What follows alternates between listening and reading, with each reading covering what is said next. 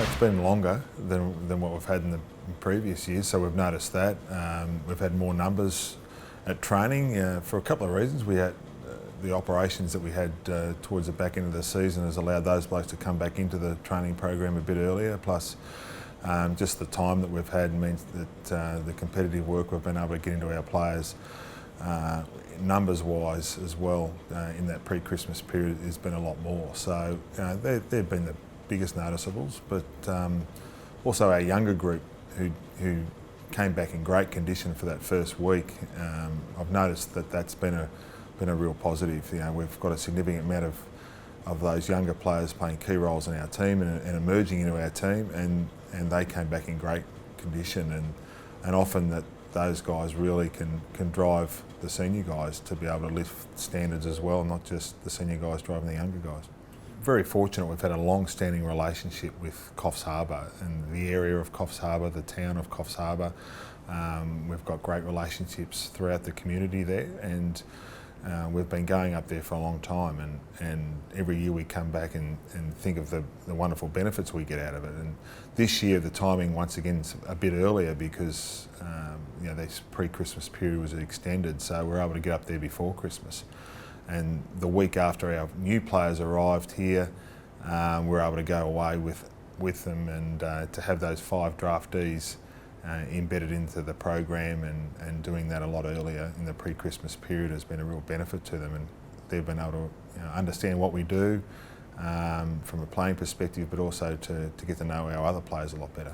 Yeah, the new draftees are those that are just working out what AFL footy's about. They turn up and they often have preconceived perceptions about what an AFL environment looks like, and they get here and they realise that you know the blokes that they see on TV are just like any other blokes, and they work hard. They like having a laugh, and they fast realise that they just need get on with blokes like any other footy club all over the country, and once they realise that, they integrate pretty quickly. And our players, because we've had a number of them have to relocate because we recruit mainly from outside of the state. So our younger players are terrific in helping those players integrate into the system and integrate into a new city, a new club. Yeah, really well. I mean, Lewis Taylor, obviously we've seen him train and do all the training before Christmas, and he's a smart footballer. He knows what he's doing with ball in hand. He's going to be very beneficial from that regard. He's used the ball well. He understands where to run.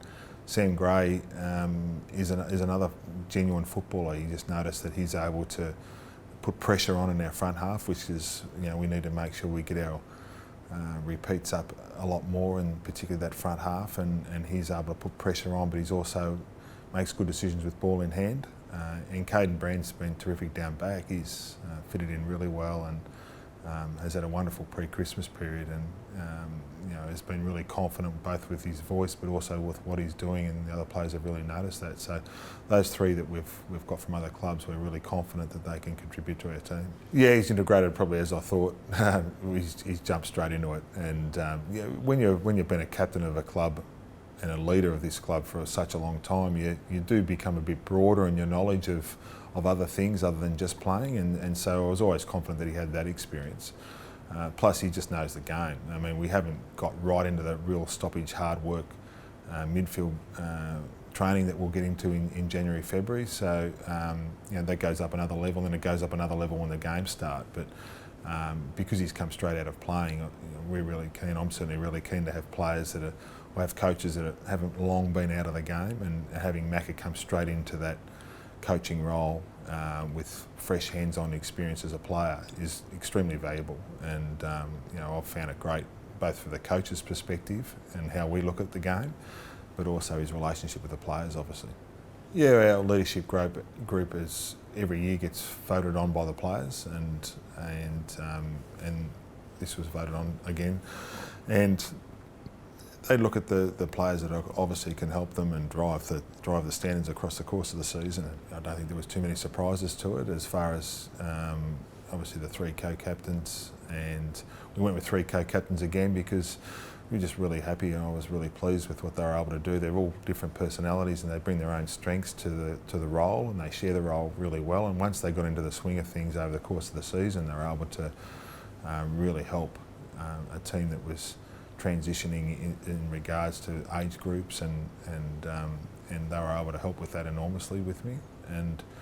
And so we've gone with that model again, and obviously Lance coming into the leadership group at his age and what he's done in AFL football, he really set himself for that role, and it shows that you can still keep improving, and still keep achieving goals that you set yourself if you really want to. And I think it's a wonderful example, no matter what you've done in the game, of still keep improving and raising the bar, and that's what he's been able to do.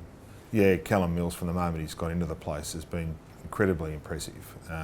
Not only as a player, like last year, probably from around 13 onwards, he was, if not leading the best and fairest, certainly in the top two. And so his back end of the season was incredible. A very good player, really high end player, and drives the standards right across the group. He's just a natural leader in the way he goes about things, and he's been a great addition as well.